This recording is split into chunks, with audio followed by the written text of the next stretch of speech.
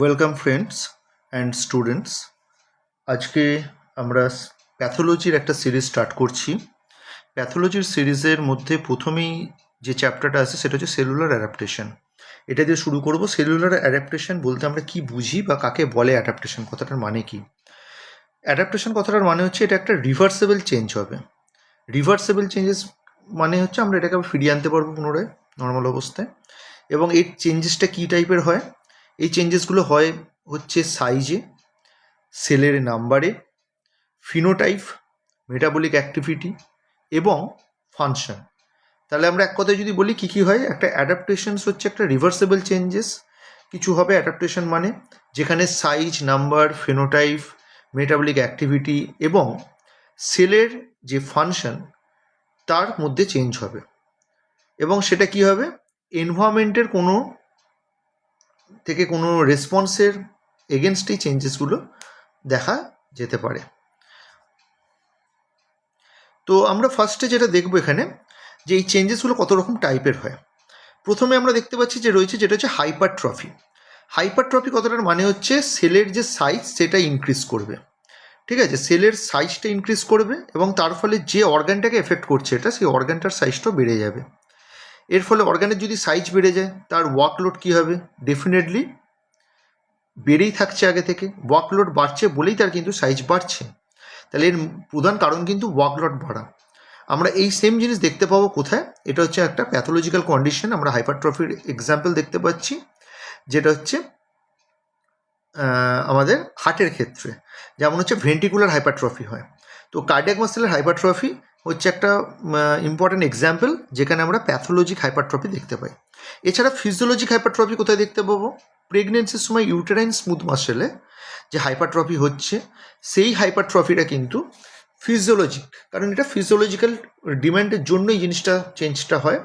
আর কোনো ডিজিজের জন্য বা কোনো অ্যাবনর্মালিটির জন্য বা কোনো প্যাথোলজিক কারণের জন্য যদি হয়ে থাকে তখন সেটা আমরা বলবো কার্ডিয়াক মাসেল হাইপারট্রফি। নেক্সট আমরা দেখতে পাবো হাইপারপ্লেশিয়া। হাইপারপ্লেশিয়াতে আমরা সাধারণত এক কথায় মনে রাখতে হবে যে সেলের নাম্বার এখানে কিন্তু সংখ্যায় বাড়বে। সেলের নাম্বার কিন্তু হাইপারপ্লেশিয়াতে সবসময় সংখ্যায় বাড়বে এবং তার ফলে কি হবে? একটা অর্গ্যান যেটা, সেটা কিন্তু সেলের যদি সংখ্যা বেড়ে যায় অর্গ্যানটার সাইজটাও বাড়বে একইভাবে। এবং এটার কিন্তু কারণ মেনলি হচ্ছে বিভিন্ন গ্রোথ ফ্যাক্টর বা কিছু হরমোন বা ডিফারেন্ট টাইপ অফ স্টিমুলেশন আমরা বলতেই পারি।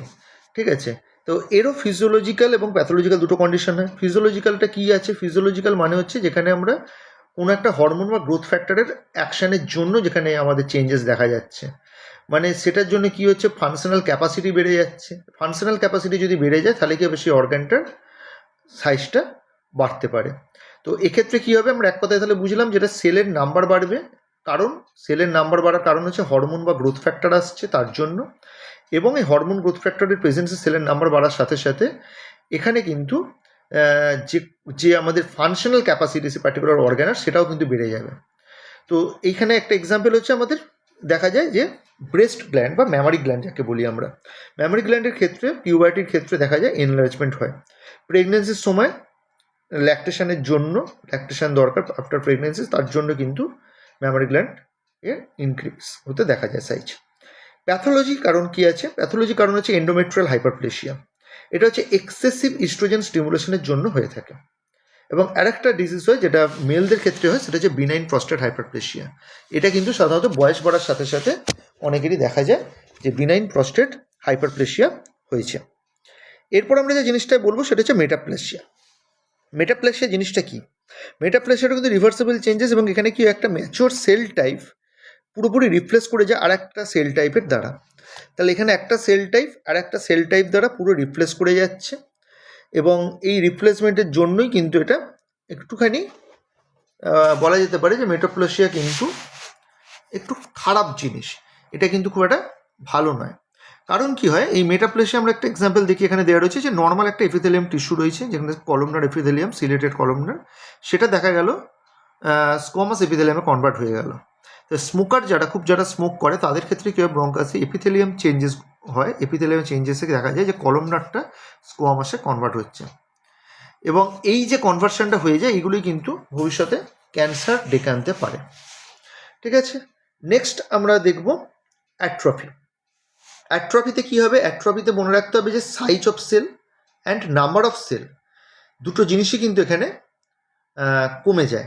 অ্যাট্রফিতে তাহলে কী দেখা যায়? অ্যাট্রফিতে আমার দেখা যায় সাইজ এবং সেলের নাম্বার দুটোই কমবে, এবং এখানে যে অর্গ্যানটার মধ্যে এই জিনিসটা ঘটবে, সেই অর্গ্যানটার যে ফাংশনাল যে ফিচার্সগুলো, ফাংশনাল তার যে ক্যাপাসিটি, সেটাও কিন্তু ডেফিনেটলি কিছুটা তো লস হবে।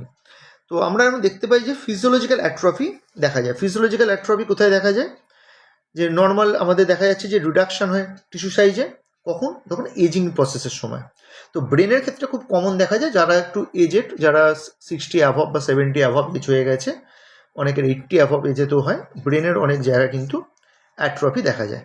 এটা এজ রিলেটেড একটা প্রবলেম, ঠিক আছে? তো ব্রেনের অ্যাট্রফি হওয়া একটা এজ রিলেটেড প্রবলেম, এটা আমরা কিন্তু মেনে নিতে হবে, এটা কিছু করার নেই, ঠিক আছে? তো নেক্সট আমাদের পার্ট হচ্ছে ইউটেরাস ক্ষেত্রে, সেটাও যখন চাইল্ড বার্থ হয়ে যাওয়ার পর সেটা কিন্তু শ্রিঙ্ক করে যায়, এবং থাইমিক যে গ্ল্যান্ড আছে আমাদের, সেটাও কিন্তু পিউবার্টির পর সেটাও কিন্তু কিছুটা ছোট হয়ে যায়। তো এগুলো আমরা ফিজিওলজিক্যাল অ্যাট্রফির মধ্যে দেখতে পাই। এবং এছাড়া আমরা দেখতে পাবো যে ফিজিওলজিক্যাল হয়ে গেল, প্যাথোলজিক্যাল কী কী আছে। তো প্যাথোলজিক্যাল অ্যাট্রফির মধ্যে আমরা দেখতে পাচ্ছি প্রথমটা হচ্ছে যে কোনো মাসেলকে যদি আমরা ইউজ না করি তাহলে সেই মাসেলটা আস্তে আস্তে অ্যাট্রফি হবে। যদি আমরা দেখি কোনো নার্ভকে ইউজ করছি না তাহলে ডিনার্ভেশন হবে, এবং ডিনার্ভেশন হওয়া কিন্তু এটাকে বলা হয় ডিনার্ভেশন অ্যাট্রফি। ডিনার্ভেশন মানে নার্ভগুলো আস্তে আস্তে যদি কাজ করা বন্ধ করে, যদি কোনো মাসেলের ওপর নার্ভ কাজ করতে না পারে তাহলে সে মাসেলের কিন্তু ভলিউম লস হয়।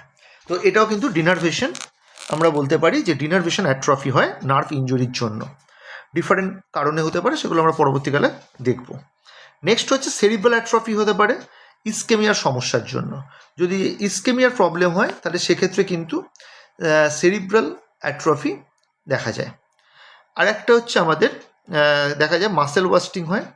এছাড়াও আরও অনেক কারণ আছে, যেমন আমরা বলতে পারি যে যদি কোনো কারণে ব্লাড সাপ্লাই কোনো অর্গ্যানে কমে যায়, এবং সেটাও ক্রনিক ইসকেমিয়া, সেটাও কিন্তু একটা কারণ টিস্যু ড্যামেজ হওয়ার।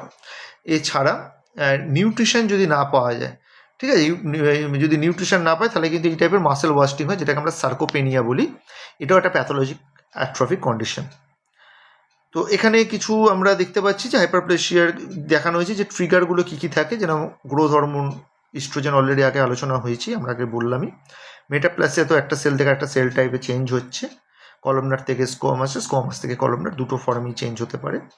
এবং অ্যাট্রফিতে আমরা দেখলাম যে ওয়ার্কলোড কমে যায়, ফলে লস অফ দ্য ইনারভেশন হতে পারে, লস অফ মানে নিউট্রিশন হতে পারে, এবং এন্ডোক্রিন স্টিমুলেশন যেটা, সেটাও কিন্তু আস্তে আস্তে কমে যায়। তাহলে এগুলো দেখা যায়।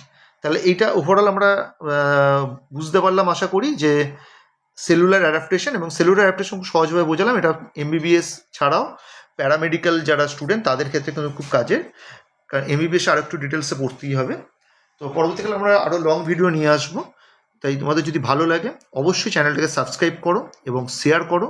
যত কিন্তু ভিউ আসবে, যত স্টুডেন্ট দেখবে, এবং তোমাদের যদি কোনো কোয়ারি থাকে, কোনো পার্টিকুলার টপিকের উপর ডিসকাশন চাও তোমরা, যেই টপিকটা ডিসকাস করলে ভালো হয়, তাহলে সেটা অবশ্যই কমেন্ট সেকশানে লেখো।